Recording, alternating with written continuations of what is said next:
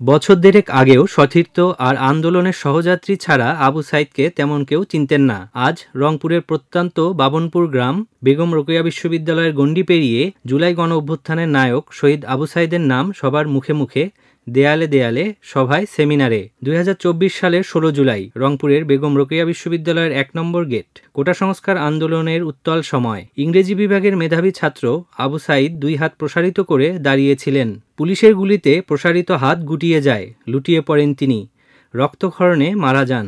আজ ১ বছর পেরিয়ে যাচ্ছে, কিন্তু মকবুল হোসেন আর মনোয়ারা বেগমের জন্য সময় যেন থমকে আছে ঠিক সেই দুপুরবেলায়, যখন তাদের সন্তান আবু সাইদের রক্তাক্ত নিথর দেহ ফোনে শেষ ছবি হয়ে ধরা দেয়।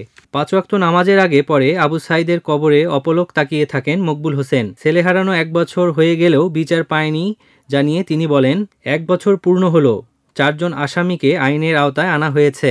সরকারের কাছে তিনি আকুল আবেদন জানান বাকি আসামিদের আইনের আওতায় এনে কঠিন শাস্তি দেয়ার। যারা প্রকৃত অপরাধী তাদেরই শাস্তির দাবি করেন তিনি। আবু সাইদ কাজেও তুখোর, লেখাপড়াও তুখোর ছিল।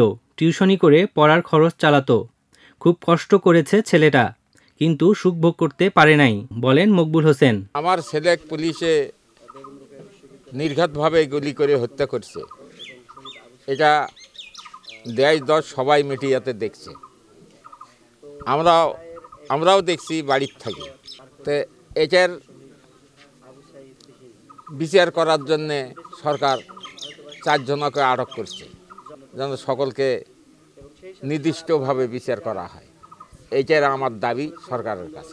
আবু সাইদের বড় ভাই আবু হোসেন তিনি স্মৃতিচারণ করে বলেন, আবু সাইদ বাড়িতে আসলে আমার সাথে ঘুরত, একসাথে মাঠে কাজ করতাম। তার শূন্যতা কোনো কিছু দিয়েই পূরণ সম্ভব নয়। আবু সাইদ দেশ ও দশের জন্য জীবন দিয়েছে, দেশ ফ্যাসিবাদ মুক্ত হয়েছে।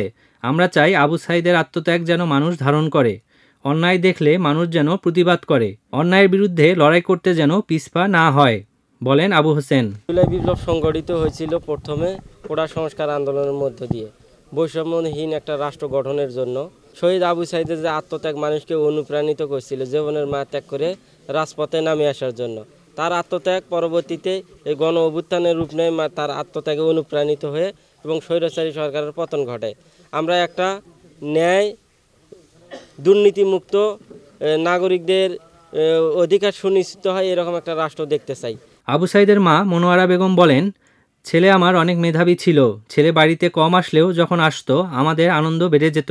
বাড়ির উঠানে তার পদচারণা এখনও তার চোখে ভেসে আসে বলেও জানান মনোয়ারা বেগম।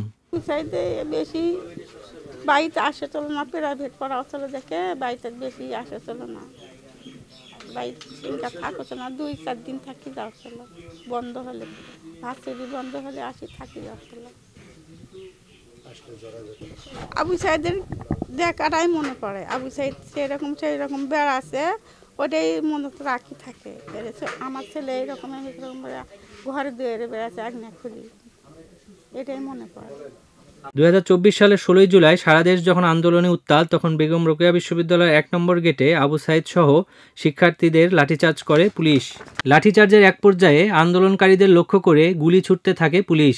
আবু সাইদ গুলিবিদ্ধ হওয়ার পর মাটিতে লুটিয়ে পড়ে। বুক চিতিয়ে দাঁড়ানো সেই দৃশ্য ছড়িয়ে পড়তেই রাস্তায় নেমে আসে ছাত্র জনতা। একে একে উত্তাল হয়ে ওঠে দেশের বিভিন্ন শহর, গ্রাম ও মহল্লা। পুরো আন্দোলন পায় নতুন গতি। ৫ই আগস্ট পালিয়ে যায় স্বৈরাচারী সরকার শেখ হাসিনা। আল ইমরান সীমান্ত, বাংলাদেশ বেতার।